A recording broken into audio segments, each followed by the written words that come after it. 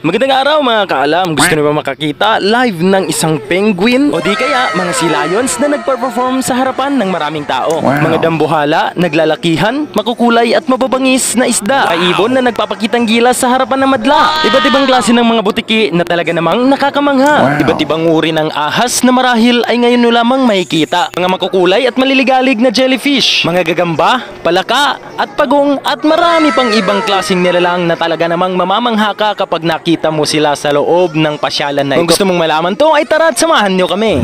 So ito nga ay matatagpuan sa Manila Ocean Park dito lang sa Luneta o di kaya dito sa tabi ng grandstand ng Luneta. So ayan nga't nakapila tayo para kumuha ng tickets papasok dito sa Manila Ocean Park. So ang halaga nga ng ticket nila dito per head ay 750 pesos para sa isang tao. At kung magtatanong kayo kung ganun ba ang mga bayad ng mga baby ay ganun din po. Basta lalagpas siya ng 2 feet ay may bayad na po siya. Pero kung 2 feet siya pababa ay wala na siyang bayad at libre na siya, pwede na siyang pumasok na wala ng ticket. So dito nga ay meron tayong mapapanood na 8 attractions. Una dyan ay ang Oceanarium na kung saan dito ay ang nilalaman ng Oceanarium ay dito natin makikita ang iba't ibang klase at laki at mga dambuhalang napapaloob sa ating karagatan. At pangalawa naman na maaari natin makikita rito ay ang Super Toy Collection na kung saan naglalaman ng puro mga laruan katulad ni Superman. At pangatlo ay World of Creepy Crawlies na kung saan ang napapaloob dito ay mga iba't ibang uri o klase ng mga hayop na matatagpuan natin sa kagubatan tulad ng mga gagamba,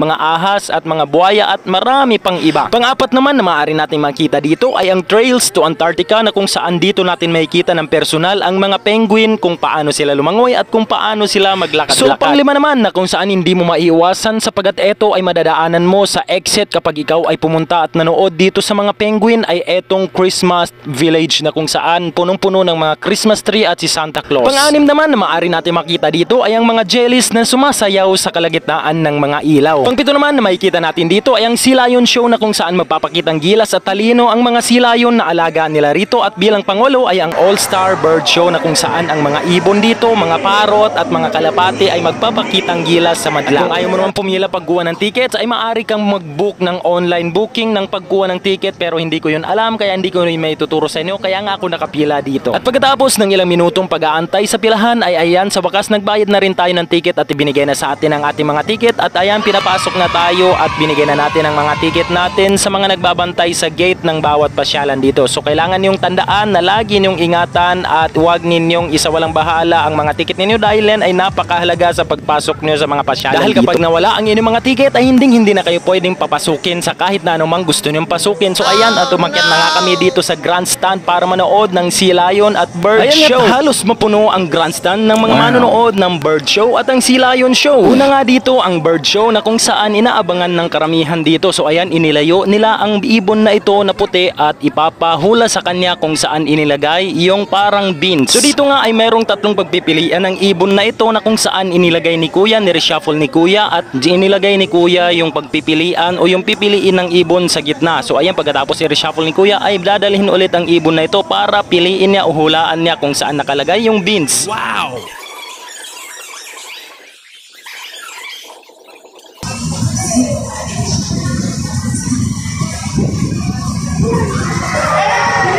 Nakakamangha nga na napili niya, nakita niya o nahulaan niya kung saan nililagay ni Kuya yung beans na tinago. Pagkatapos nga niyan mga kaalam ay marami pang susunod na bird show dyan at hindi ko na ipapakita dito sa video na ito sapagkat para naman may thrill kapag pumunta kayo dito. So pinaka-advise ko sa inyo kapag pumunta kayo dito sa Manila Ocean Park ay ito ang pinakaunahin yung puntahan sapagkat dito kapag magpupunta kayo ng alas 12:30 sapagkat dito nagsisimula ito alas 12:30 ng tanghali. Kapag pumunta kayo dito ng alas 12:30 ay makakasilong kayo dito sa lilim ng grandstand at kapag ipinahuli nyo ito ay masisikatan na kayo ng araw dahil pababa na yung araw at wala ng cover yung grandstand na makakapagtakip sa inyo sa araw. Pagkatapos nga ng bird show ay susunod dito ang Sea Lion Show. Kahit nga ako mga kaalam for the first time ko makakita nito mga sea lion for the first time talaga sa buong buhay ko at pati na rin yung baby at mga misis ko. So ayan nag-enjoy sila sa panonood sa pagpa-perform ng mga sea lion na ito sa harapan ng maraming tao. At makita ko nga yung ngiti at saya ng aking mag-ina ay dito na sinusulit ko na rin yung bayad namin kahit na sobrang mahal. Kahit nga mahal yung entrance dito ay tiyak ko naman na masusulit nyo ang panonood dito dahil sa mga hayop na ngayon nyo lang makikita katulad nito, yung sea lion, pati na yung mga hayop pa na nandoon sa ilalim o sa loob ng kanilang oceanarium. Kahit nga dito pa lang sa panonood sa Sea Lion Show ay sulit na yung bayad mo sa entrance pagpasok mo dito sa Manila Ocean Park. Nandiyan na nga yung pinapalaro nila ng bola yung mga Sea Lions at kaya nga rin nilang pasayawin itong mga Sea Lions. Nakakamangha talaga yung talino ng mga Sea Lions na ito pati na ang kanilang mga trainer. Pagkatapos namin manood ng Sea Lion at Bird Show ay pumasok namin dito sa building ng Oceanarium na kung saan nandito lahat yung iba sa mga attraction. So ayan, bumungad sa amin, ganyan yung itsura niya sa loob at napakalamig. So dito nga ay meron tayong nakita na restaurant pero hindi siya halal. So sana magkaroon din ng halal na restaurant dito sa loob ng Oceanarium. So pagpasok namin dyan ay inuna namin pumasok dito sa Jellyfish dahil sa mga ibang attraction ay napakaraming pila. So ayan, makikita nyo dyan na napakadilim sa loob nitong mga Jellyfish. So ingat lang kayo dahil baka mabangga kayo sa mga salamin dahil may mga salamin dito na kung saan nagdudulot ng mga optical illusion na kung saan akalain mo na napakarami ng mga jellyfish dito. So yan nga yung mga nakikita niyo na mga jellyfish na maliligalig na lumalangoy sa mga makukulay na parang nilalagyan ng mga pinag-eksperimentohang mga tao katulad sa Dragon Ball. Kung hindi ako nagkakamali ay parang ganito yung lagayan. So ayan nga, mayroong mga salamin dyan. Hindi lahat ng yan nakikita nyo ay totoo. May mga salamin dyan na kung saan nagkikreate ng mga optical illusion na kung saan akalain mo na napakarami ng laman nito. Pero kakaunti lang sila pero dumadami lang dahil doon sa salamin na nakalagay dito na kung saan nagsasalamin nga sa lahat ng mga nakalagay dito ng mga jellyfishes. So ayan yung baby ko at ang mag-ina ko, enjoy na enjoy sila sa panonood ng mga jellyfish na sumasayaw sa mga ilaw na ito. Pagkatapos namin pinuntahan ay etong super toy pagkatapos namin doon sa mga jellyfishes. So lagi niyong tatandaan yung ticket nyo, wag na wag niyong kakaligtaan dahil kapag nawala yan ay hindi na kayo pwedeng pumasok sa kahit na anumang papasukan nyo rito. So pagpasok namin dito ay bumungad sa amin yung parang iceberg na napakalaki. Pwede kayo magpa-picture dyan pero 500 yung bayad sa mga picture na kukunin nyo dito. Dahil doon sa sobrang mahal ng pagpapapicture dito ay hindi na nga kami nagpa-picture dahil wala na kaming pamerienda paglabas namin dito. So pagpasok nyo nga rito mga kaalam, ayan bubungad sa inyo ang iba't ibang uri o klase ng mga larawan ng mga Avengers at mga animes na napapanood nyo sa TV, napapanood ng mga anak natin o di kaya tayo nung mga bata pa lang tayo. So ayan, pagbungad natin dyan ay comic store at yung parang lagayan ng telephone. So meron ditong parang kwarto. So na-curious ako dyan. So natanong ko doon yung jeep na nakaangat. So mamaya puntahan ko yan. Sinilip ko muna itong parang kwarto na kung saan napakadilim. So ang nilalaman nito ay parang mga crystals na kung saan parang may mga salamin din dito na nagkikreate ng mga optical illusion na dudulot na kung saan parang akalain mo na napakarami ng mga crystals na ito. So tumuloy na nga kami dito at curious din kami kung ano ang mga makikita dito. So ayan, bumungod sa atin dyan yung jeep na nakaangat na kung saan ay nagpicture kami dyan nung baby ko na kung saan in-upload ko rin sa aking FB page. So ayan, hinahanap namin yung main attraction dito. So ang main attraction pala dito ay etong collection ni Herbert Chavez na kung saan siya pa raw ang Pilipino o kaisa-isa sa buong mundo na pinakamaraming collection ng Superman. So ayan, may patunay siya na Guinness World Record. Meron nga talaga. So ayan yung mga collection niya.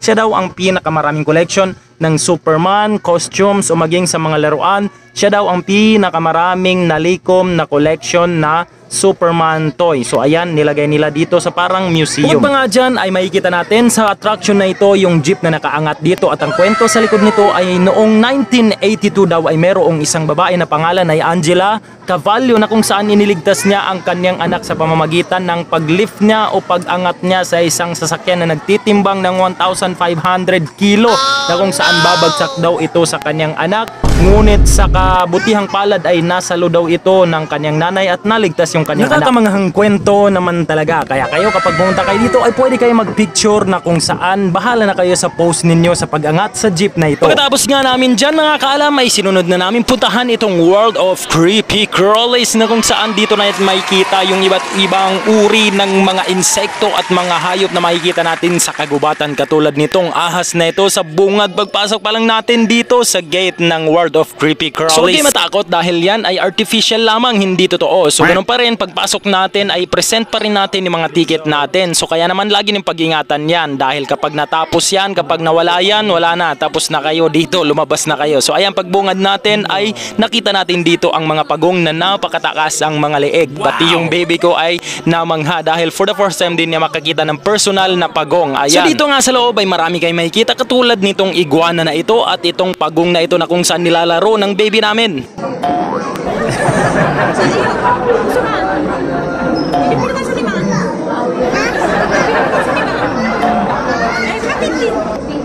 So napakarami pa namang makikita dito katulad niyan, mga butike, mga lizard at meron pang iba't ibang uri ng palaka na ngayon ko lang din nakita sa buong buhay ko na nakalublob pala sa lupa yung ibang palaka. So ayan yung itsura nila, meron pang ahas dyan na pinagkamalang tae ng aming anak. Ano ba ng tae? Hindi yan tae, ahas yan.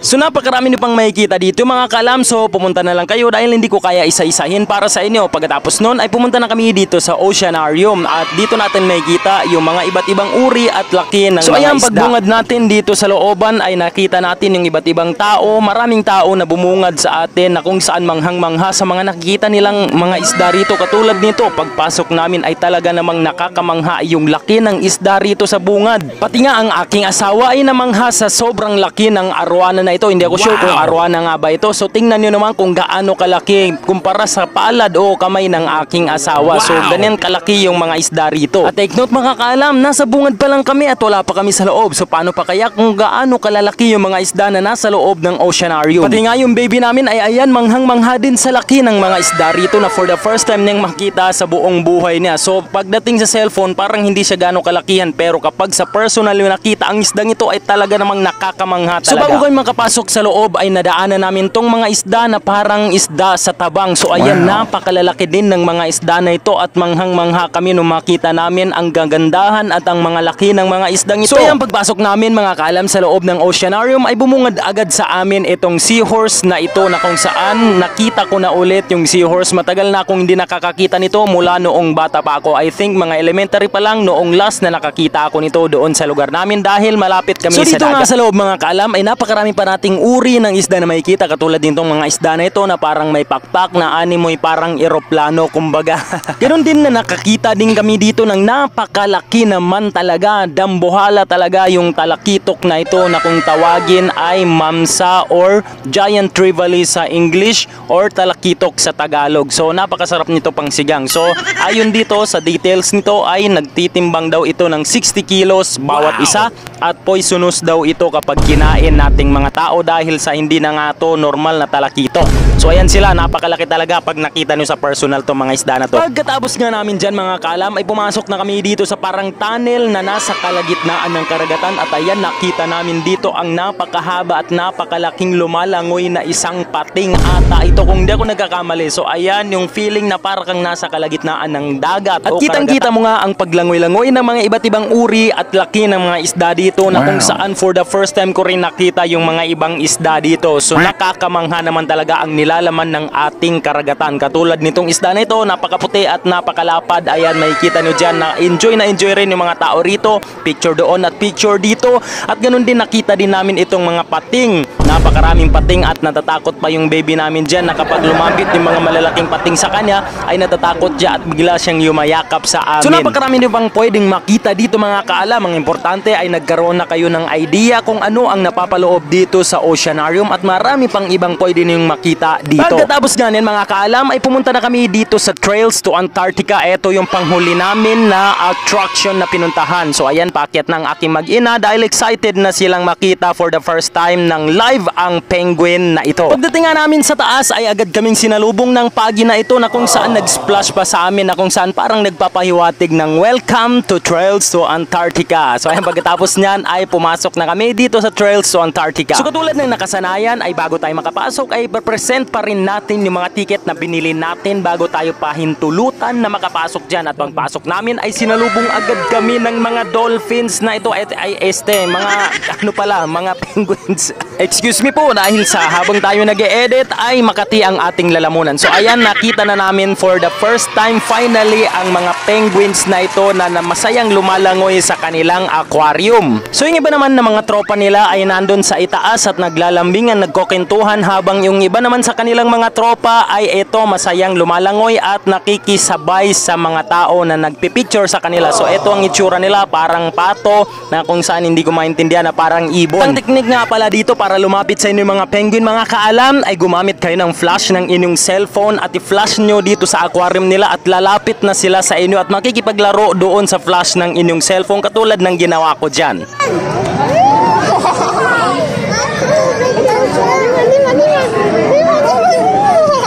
At yun na nga yun mga kaalam, so paglabas natin dito sa Trails to Antarctica ay maghanda-handa kayo ng extra budget para sa mga bulinggit ninyo. Kung iyakin ang mga anak ninyo, kung mapilit sa mga laruan ng mga anak ninyo ay maghanda-handa kayo ng extra money. Dahil bago kayo makarating sa exit point ay hindi nyo pwedeng iwasan ang mga stuffed toys na ito dahil dito ang daan papunta sa exit. Marketing strategy ba? Mindset ba? At kung wala naman kayong dalang extra money, extra budget ay siguraduhin nyo na lagi kayo may dalang extra patience para sa inyong mga anak na iiyak kapag nadaan dito sa mga cute na stuffed toys na ito. So hanggang dito na lang mga alam, nawa ay nagkaroon kayo ng idea dito sa Manila Ocean Park. At kung umabot kayo sa video na ito mga kaalam, ay huwag niyong kalimutang i-share ito sabay #nextgalaan at isama ninyo sa mention ninyo ang inyong mga tropa, ang inyong mahal sa buhay at ang inyong mga asawa o di kahit na sino man dyan na pwede kayong ilibre dito. Kung wala naman kayong pang entrance ngayon ay mag-ipon-ipon na kayo ngayon dahil malapit na ang Eid al-Adha at dito na kayo mamasyal insyaallah. Shukran, assalamualaikum warahmatullah. محمد كان علم كليبس.